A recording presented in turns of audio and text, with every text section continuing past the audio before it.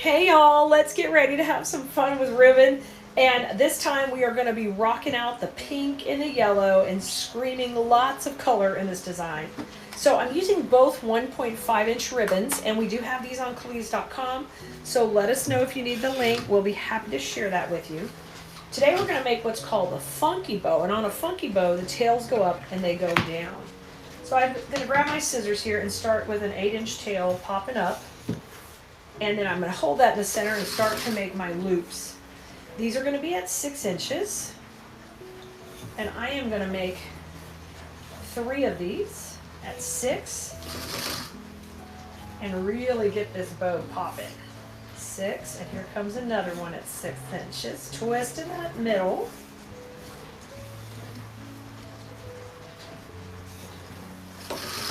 And one more. So we've got 3 on each side.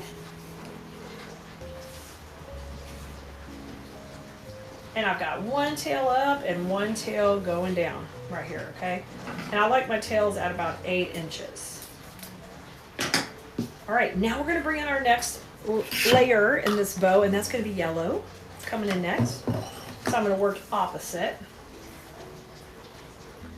Bring that in here and twist. Now I wanna make this 2 loops, and we're going to space them to kind of go in between these and at about 5.5. So 5.5. There goes my one on the left. Now I'm going to do them on the right again. And the reason it's called a funky bow, it's just a bow that has multiple tails, and they don't have the long tails. And a lot of times you can make these with many different styles of ribbon, but here we're just going to work with 2. When you get to that last tail, don't twist it. I accidentally twisted it. Just scrunch it down, okay? And now I'm going to take and trim these so they match at 8 inches. And that looks great. We're just going to finish up with a touch of pink in the center. And I'm not even going to do another loop. I'm literally just going to do another tail in here, just to kind of finish out with a pop of paint. And I did that a little bit shorter. Now we're going to go ahead and take it off the bow maker. So I'm going to run my cable tie right next to the dowels. Pull that up just a little. Make sure you grab everybody you're supposed to grab. Pull that up. Add some tension. Okay, I'm going to hold that pressure with my fingers. And now we're going to go ahead and slide that over a little, get it to the center. Bring it to the back, and we will get ready to pull it tight. I'm going to add a cable, not a cable tie, a U-pin in there, because that's going to work for a way for me to pin this in some floral foam. And if you want to know what we're going to use this bow on, just let us know in the comments. We will definitely share with you that video.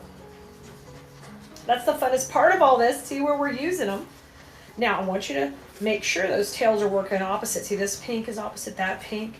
This yellow is opposite that yellow. You want to really shape that up right now. And my last little detail piece is the middle. And I'm going to use the really cute, stinking cute yellow. And I'm going to cut this a little bit longer, probably about 10 inches on either side instead of 8. And just set that aside for a second. We're going to fold it in the center. And I'm going to cover the center and cover my mechanics, but I'm going to be able to leave a little tail. You got to run that through the floral pin, okay, and pull this back where he's pointing backward, and make my little knot right in the center. Then when you pull this tight, make sure the pretty side of the ribbon's facing forward, okay, so that when these pull now, and this pin stays in the middle. Pull that tail through there. There we go. See?